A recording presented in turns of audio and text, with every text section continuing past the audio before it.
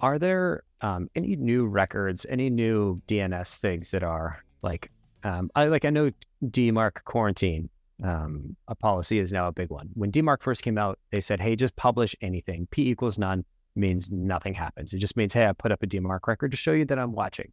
Now, the new thing is you need to have quarantine, DMARC, P equals quarantine. If you do every time I do an MX toolbox test, and I'll throw a link to like the email health check down below so you can kind of see what I'm talking about. It seems like there are new errors and new warnings, maybe not errors, but new warnings that pop up. Like reverse DNS does not match SMTP banner. SOA refresh value outside a recommended range. SOA serial number format invalid. What are these things? Are they relevant? Should I ignore them? Did my marketing team cause that?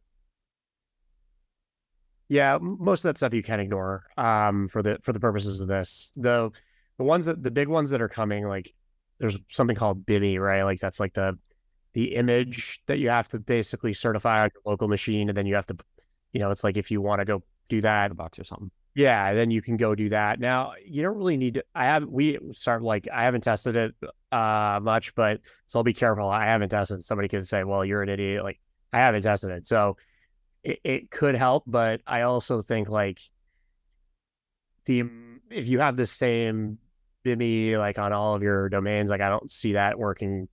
There'd be quite an effort there, and it just isn't something that I thought I could get the return out of. Otherwise, I probably would have already built an automation for it. But I don't, the other ones I haven't seen. I mean, the biggest thing is like the alignment stuff is starting to become a problem. Or if you're, another one that I'm noticing is like if you're managing a lot of domains, it's easy to screw one of them up. So what I would say is rather than going into like any of this new stuff, like I would start to look at just, hey, do I have DKIM, DMARC, SPF on? Because I have 10 or 15 domains right now. I'm actually scanning pretty much all the domains in SaaS right now, any company that's a SaaS company, and I could see every domain that has a issue right now, right? Sort of a interesting play there, but I'm hoping to clean up DNS records, build a sort of like a tracking, and then start emailing the IT teams, just letting them know that their records are off, just to try to help out every company, as like it's one of the things we're looking to do. So anyways, but that's what I would say is check all your records, right? Like that's easy, and check them frequently, because you can actually screw them up pretty easily if you do anything to those domains. Hey, Bob, care to weigh in?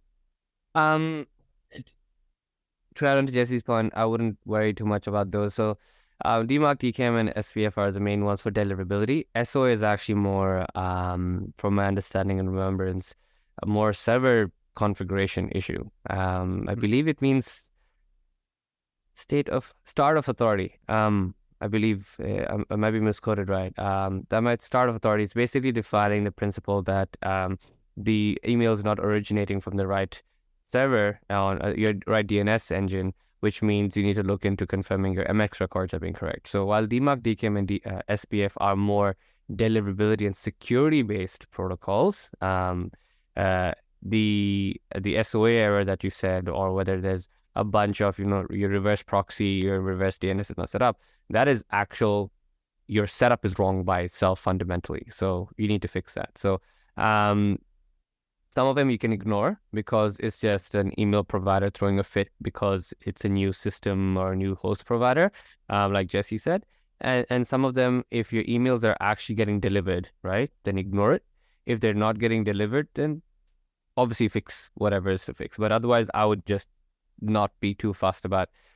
I want to add on to the previous point. I think you had Eric from say a few weeks ago, and I like what Eric says and Jesse said it. I was like, email can, because it's so much to do nowadays, it can get into an analysis paralysis thing where people are. I was like, I'm waiting for the moon to be 7 degrees from the sun, and then the temperature needs to be 42 degrees, and that's only when I'll click send. I was like, just send. Only click with your left hand. Yeah, and only click with my left hand and make sure I'm like balanced on my right foot.